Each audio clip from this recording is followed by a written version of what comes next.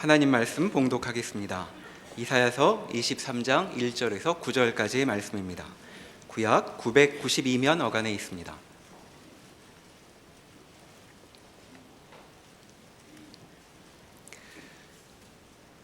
두로에 관한 경고라.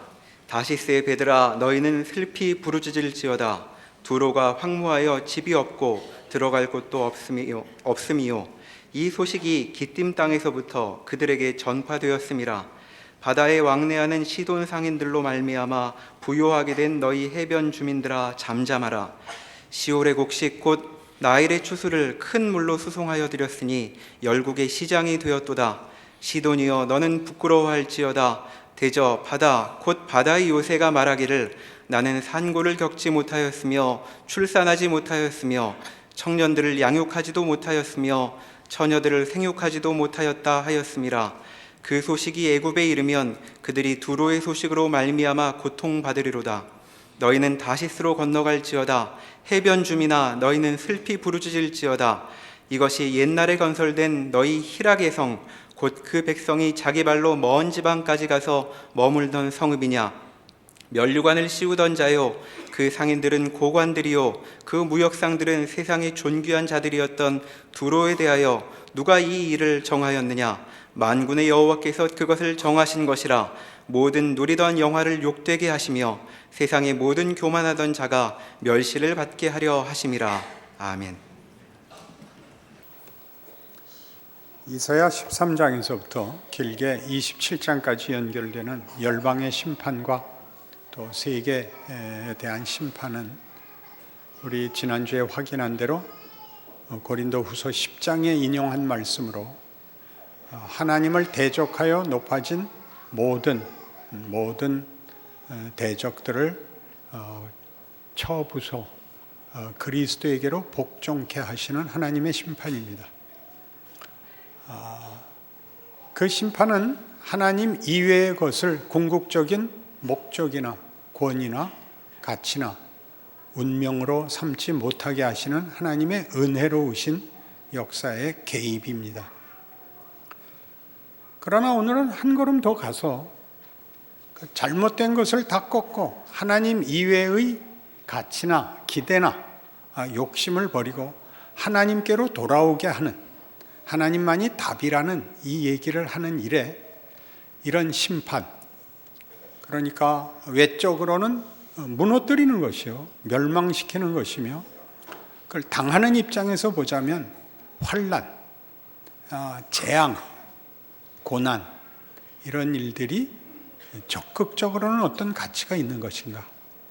하나님이 다만 당신의 경쟁자들이나 혹은 잘못된 길을 다 제거해버리는 것이 하나님의 구원, 하나님의 승리인가? 성경은 분명히 그렇게 얘기하지 않고 있다는데 이 질문이 성립합니다. 예수를 보내어 인류의 죄짐을 대신 지시고 죽어버린 방법으로 사망을 깨뜨리시는 그 일은 다만 힘겨루기거나 상대를 제거하여, 경쟁자를 제거하여 가지는 승리와는 완연히 그 내용이 다르기 때문에 고난이 갖는 의미는 무엇이냐, 심판이 갖는 의미는 무엇이냐, 우리로 하여금 생각게 합니다. 우선 가장 대표되는 성경의 이 고난에 관한 놀라운 증언은 신약 성경 히브리서 5장에 나옵니다.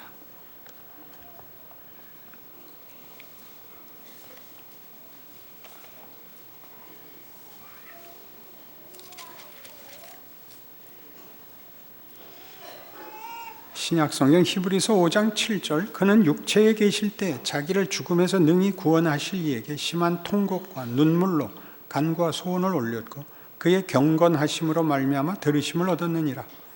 그가 아들이시면서도 받으신 고난으로 순종함을 배워서 온전하게 되셨은즉 자기에게 순종하는 모든 자에게 영원한 구원의 근원이 되시고 하나님께 멜기세덱의 반차를 따른 대제사장이라 칭하심을 받으셨느니라. 그가 아들인데도 고난으로 순종을 배워 온전하게 되었다 그럽니다. 예수님께서 당한 고난이 순종을 배우게 했다. 그리하여 온전이라는 것은 순종으로 결과된 것이다. 우리는 보통 우리의 특별히 한국 사람들의 역사적 유산, 정서적 유산이 명분적인 이해가 앞서 있는 유산을 가지고 있어서 순종이 자체로 명분과 가치를 가져서 순종이 말하자면 통로, 받아들이는 입구, 관 이런 개념으로는 이해되지 않고 순종 자체가 가치가 돼서 우리에게 외워져 버리는 경우가 많습니다. 그러니까 순종을 한다는 것은 외부로부터의 어떤 요구, 어떤 명령, 어떤 약속을 받아들여 나를 채우는 것이죠. 우상으로 대표되는 하나님 이외의 것을 가치로 삼고 궁극적 권위로 삼는 것을 깨부셔 우리로 하여금 거기에 가지 못하게, 거기에 절하지 못하게, 그런 것들로 자신의 정체성을 만들지 못하게 하신 하나님이 당신이 요구하시는 궁극적 승리, 가치, 정체성을 만들기 위하여 우리에게 순종을 요구한다는 것입니다. 하나님의 뜻을 채우겠다는 것이죠. 그리고 그 순종은 고난으로 시작이 된답니다. 그러니까 고난은 우리에게는 아무리 좋게 얘기해도 긍정적인 의미로는 잘 받아들여지지 않습니다. 그러니까 순종은 그 자체로 이제 가치가 되어 순종이라는 말을 남발하고 실제로 순종이 무엇을 해야 되는 것인지, 순종이라는 것이 통로가 되어 하나님의 의도하심과 목적하심이 무엇을 우리에게 날라오는지, 그리하여 온전하게 된다는 이 일이 성립된다는 게 무슨 말인지에 대한 이해를 오늘은 우리가 좀 깊이 이해해야 합니다. 로마서 8장에 가보십시다. 우선 고난은 그런 의미에서 굉장히 긍정적인 것으로 성경을 가르치고 있습니다. 16절, 로마서 8장 16절 보시면 성령이 친히 우리 영과 더불어 우리가 하나님의 자녀인 것을 증언하시나니 자녀이면 또한 상속자, 곧 하나님의 상속자요 그리스도와 함께한 상속자니 우리가 그와 함께 영광을 받기 위하여 고난도 함께 받아야 할 것이니라. 그러니까 여기서 고난은 영광과 가치가 대등하게 소개되어 있습니다.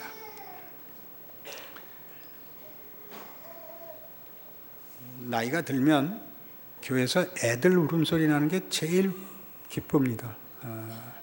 설교에도 매우 도움이 되고 다 큰 사람 10명이 아멘 하는 것보다 애 하나 우는 게 100번 낫습니다.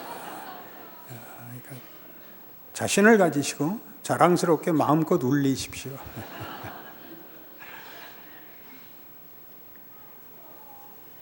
이 로마서 8장에서 말하는 그와 함께 영광을 받기 위하여 고난도 함께 받아야 한다는 것은 분명히 그것이 하나님의 궁극적인 약속, 복된 승리로 가는데 영광과 대등한 가치로 고난이 존재한다, 요구된다 라는 실마리를 제공합니다. 이걸 로마서 5장에 가면 얼마나 차근차근 설명하고 있는가 한번 찾아볼 수 있습니다. 로마서 5장 1절, 그러므로 우리가 믿음으로 의롭다 하심을 받았으니 우리 주 예수 그리스도로 말미암아 하나님과 화평을 누리자. 또한 그로 말미암아 우리가 믿음으로 서 있는 이 은혜에 들어감을 얻었으며 하나님의 영광을 바라고 즐거워하느니라. 다만 이뿐 아니라 우리가 환난 중에도 즐거워하나니 이는 환난은 인내를, 인내는 연단을, 연단은 소망을 이루는 줄 알미로다. 소망이 우리를 부끄럽게 하지 아니함은 우리에게 주신 성령으로 말미암아 하나님의 사랑이 우리 마음에 부은 바 됨이니 우리가 아직 연약할 때 계약대로 그리스도께서 경건하지 않은 자를 위하여 죽으셨도다. 의인을 위하여 죽는 자가 쉽지 않고 선인을 위하여 용감히 죽는 자가 혹 있거니와 우리가 아직 죄인 되었을 때 그리스도께서 우리를 위하여 죽으심으로 하나님께서 우리에 대한 자기의 사랑을 확증하셨느니라. 1절과 2절은 분명합니다. 그리스도로 말미암아 하나님과 화목하게 되었으니 화평을 누리자. 그리고 예수로 말미암아 이 은혜의 자리에 들어오게 되었으니 영광을 바라고 즐거워하자. 화평, 영광, 그리고 동등한 차원에서 다만 이뿐 아니라 우리가 환난 중에도 즐거워하나니라고 환난이 소개됩니다. 예수를 믿어서 얻는 약속, 지위, 운명, 현실, 하나님과의 화목, 영광된 운명으로 갈 것을 아는 즐거움, 그리고 환난입니다. 우리로서는 환난은 환영할 만한 것이 못 됩니다. 환난은 좌절이요, 고통이요, 불만이요, 실패요, 슬픈 일들입니다. 그러나 로마서 5장에 소개되는 환난은 이러한 하나님과의 화목, 하나님의 승리를 위하여 주어진 동등한 하나님의 지혜와 능력의 과정이라고 합니다. 조건이라고 합니다. 그러니 우리는 환난이 도대체 무슨 가치가 있는가 해서 성경대로 환난은 인내를, 인내는 연단을, 연단은 소망을 이룬다 라는 말을 기억해야 되는데, 따지고 보면 이 말들은 사실 이 설명하는데 걸림돌이 됩니다. 환난은 인내를 만들지 않습니다. 환난을 당하고 힘을 다해서 그걸 극복하는 사람은 훌륭한 사람들만, 그리고 결과론적으로 하는 얘기입니다. 환난을 당하면 다 낙심하고 다 도망을 가는데, 어떻게 인내가 환난 뒤에 이어지게 되느냐 하면 도망갈 길이 없어서 인내를 하게 됩니다. 무슨 대수가 없습니다. 뭘 어떻게 할 겁니까?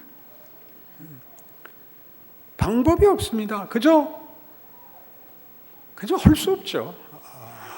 망신스럽고, 그저 창피하고, 숨어 다니고, 그게 인내입니다. 그래서 이제 체념하게 됩니다. 연단이 나오죠. 익숙해집니다. 남들이 뭐 이상하게 봐도 그러려니 하고, 뭐라 그래도 별로 상처 안 받고, 그게 어떻게 소망을 가는가? 어떻게 하나님의 완성, 영광의 완성을 가는가? 그 말이 안 되는 부정적이고 하나님의 승리의 약속을 방해하는 것 같고, 그 길에 연속성이 없는 이것이 어떻게 소망으로 가는가? 증거는 이겁니다.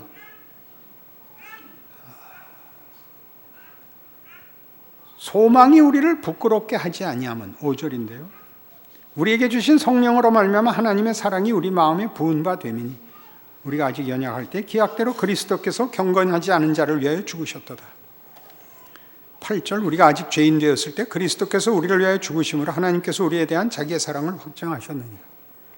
예수님이 우리를 구원하러 오실 때 우리는 그를 몰랐고 필요를 몰랐고 요청하지 않았고 우리 죄를 위하여 죽으실 때도 몰랐습니다. 그래서 우리가 죽여버렸습니다. 똑같다는 거죠. 환난이 뭘 하는지, 환난으로 말미암아 우리가 절망과 낙담과 이게 뭔가라는 비탄에 젖어 있는 인내, 그리고 그게 다 체념화되고 그냥 자존심도 다 버리고 아무것도 아닌 거기서 소망을 만드는 것은 하나님이 예수를 보내어 우리가 모르고 우리 죄를 위하여 오셨으나 우리가 그를 죽이고 저주하고 배신하고 십자가에 못 박은 그것으로 구원을 뒤집은 것 같이 환난이 우리에게 이 일을 한다는 것입니다. 그러니 우리가 우리의 삶 속에서 밤낮 따지는 잘하면 복받고 잘못하면 벌받고 라는 것보다 훨씬 큰 예수에게서 증거된 우리 인생 속에서 일어나는 모든 일을 통하여 하나님이 승리하시겠다. 어떻게 믿느냐? 예수를 보라. 우리가 아직 죄인 되었을 때 와서 죽어버리시는 거예요. 우리 손에 우리를 구원하시러 오신 이가 우리에게 대접을 받거나 우리와 무슨 합의를 하거나 최소한의 무슨 호의를 보이거나 단 아무 근거도 없을 때 모두가 다 적대적인 자리에 서서 그에게 하지 못할 짓을 한 것으로 구원을 이루신 것 같이 환난은 우리에게 일을 합니다.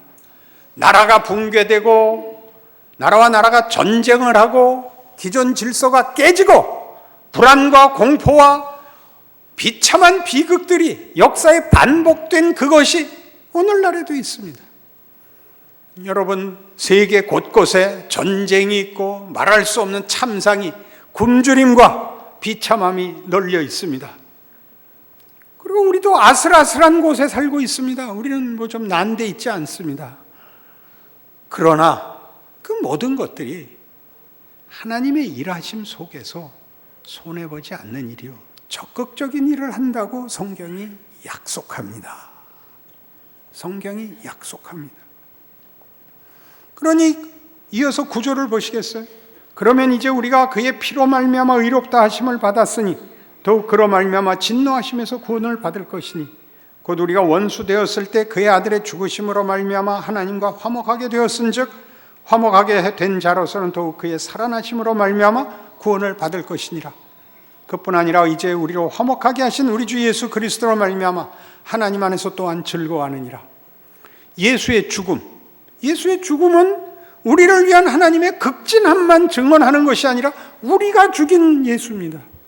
우리가 죽인 예수로 구원하고 우리의 죽음으로 끝내지 않는 하나님의 의지가 그를 부활시켜 우리가 그를 죽인 죄에서 우리의 인생과 운명이 끝나지 않도록 우리를 사망에서 불러내고 우리 인생과 함께하는 하나님의 약속, 그의 죽음과 우리가 죄인이었을 때 만났을 때도 최악의 결과밖에 만들 수 없을 때도 구원과 화목과 영광이라는 약속을 만들어내실 수 있는 하나님이 그를 살리시고 우리를 구원하사 그때와 비교할 수 없이 더 좋은 관계로 묶으신 이제는 우리가 하나님의 자녀로 사는 인생에 있어서 얼마나 굉장한 기적이 있을 것이냐 이렇게 얘기합니다.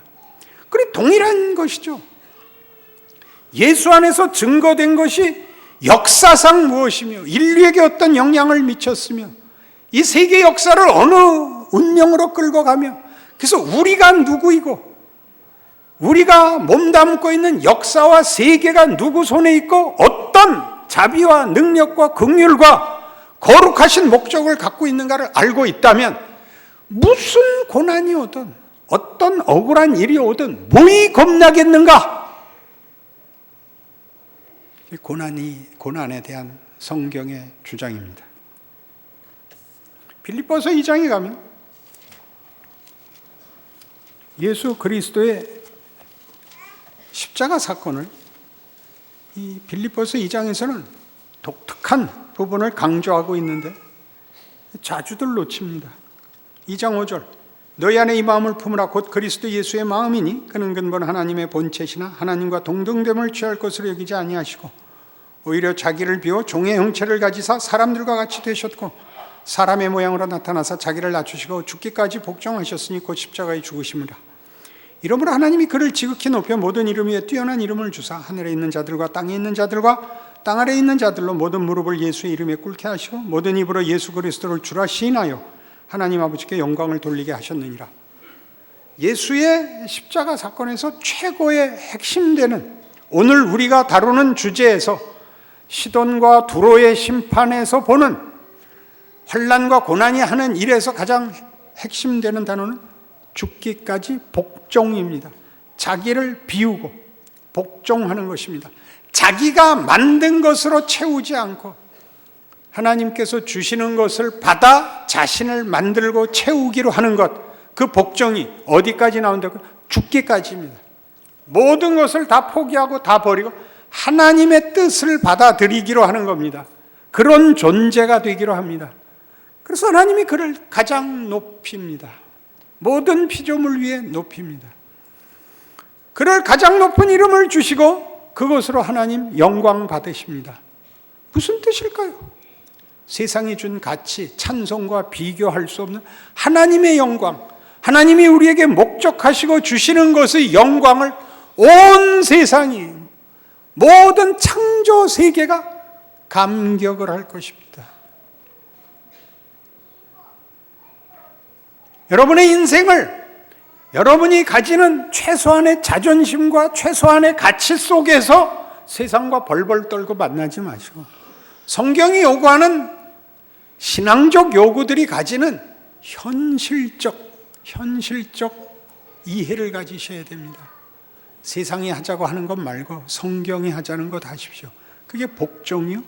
그게 믿음입니다. 이 믿음이 없죠. 믿음을 꺼내놓고 힘을 달래는 것이요, 믿음을 꺼내놓고 안심하게 해달라는 것이요, 성경은 하나님께서 다 알고 계신다, 내가 가자는 길로 가자고 하십니다. 에베소서 1장에 오시면 이 문제는 에베소서에서는 대단히 큰 그림으로 교회와 성도의 운명을 이렇게 증언합니다. 에베소서 1장 11절, 모든 일을 그의 뜻의 결정대로 일하시는 이의 계획을 따라 우리가 예정을 입어 그 안에서 기업이 되었으니 이는 우리가 그리스도 안에서 전부터 바라던 그의 영광의 찬송이 되게 하려 하심이라. 이것이 하나님의 뜻입니다. 하나님이 우리에게 주시는 환난의 진정한 뜻입니다. 그 환난으로 여러분이 기대하고 여러분이 만족하려고 하는 것을 포기하십시오. 그리고 순종으로 문을 여십시오. 하나님의 뜻을 채우기로 하셔야 됩니다. 하나님의 영광의 찬송이 되는 것입니다. 이 문제는 에베소서에서는 너무나 중요해서 에베소서 1장 22절, 교회도 세워진 궁극적인 그 특징이, 책임이 이것이라고 합니다. 또 만물을 그의 발 아래 복종하게 하시고 그를 만물 위에 교회의 머리로 삼으셨느니라. 교회는 그의 몸이니 만물 안에서 만물을 충만케 하시는 이의 충만함이니라. 교회는 예수 그리스도의 충만이요, 하나님의 충만입니다. 여기는 명예와 기쁨과 감격과 그리고 하나님을 아는 지식에 의한 그런 영광이 있는 곳입니다. 그것은 이렇게 신비하고 초월적이고 무슨 다른 보이는 형상으로 드러나는 것이 아니라 하나님이 그런 목적으로 부른 자들의 공동체인 것입니다.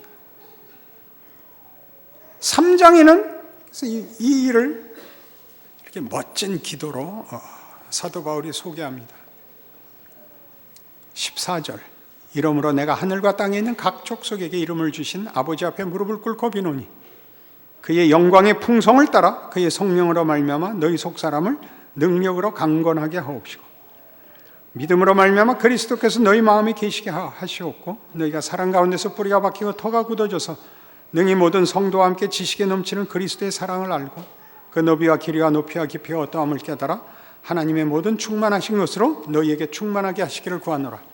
이 14절에서 19절까지의 기도문에 얼마나 성경에서만 쓸 수 있는 큰 단어가 동원되는가 보십시오. 다시 볼까요? 16절, 그의 영광의 풍성, 성령으로 말미암아 너희 속 사람을 능력으로 강건하게.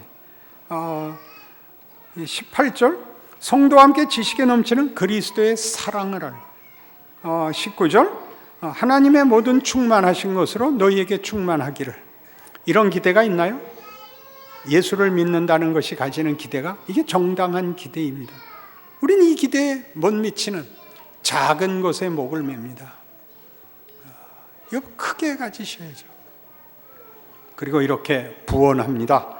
우리 가운데서 역사하시는 능력대로 우리가 구하거나 생각하는 모든 것에 더 넘치도록 능히 하실 이에게 교회 안에서와 그리스도 예수 안에서 영광이 대대로 영원 무궁하기를 원하노라. 아멘. 그게 예수를 믿는 것이요, 현실을 사는 것입니다.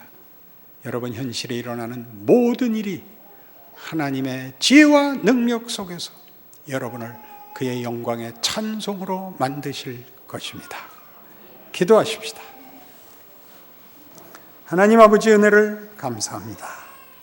우리 인생이 하나님 손에 있고 우리가 가는 길 속에 하나님이 동행하사 우리가 당하는 모든 일 속에서 하나님의 영광을 봅니다. 하나님의 사람으로 기쁨과 즐거움과 자랑과 기적을 봅니다. 우리가 이 세상에 비치고 우리야말로 이 세상의 구원의 손길입니다. 우리가 세상을 걱정할 것이 아니라 세상이 우리를 보고 놀라고 감탄하고 따라오고 부러워하고 우리가 모시는 하나님의 영광을 만나는 그런 기적으로 사는 귀한 삶이 되게 하여 주시옵소서. 지금은 우리 주 예수 그리스도의 은혜와 하나님 아버지의 극진하신 사랑과 성령님의 교통하심이 하늘 하나님을 아버지라 부르고 사는 인생 된 것을 기억하고 믿음과 충성과 그리고 자랑으로 살겠노라 약속하고 돌아가는 심령들 위해 영원토록 함께 있을지어다. 아멘.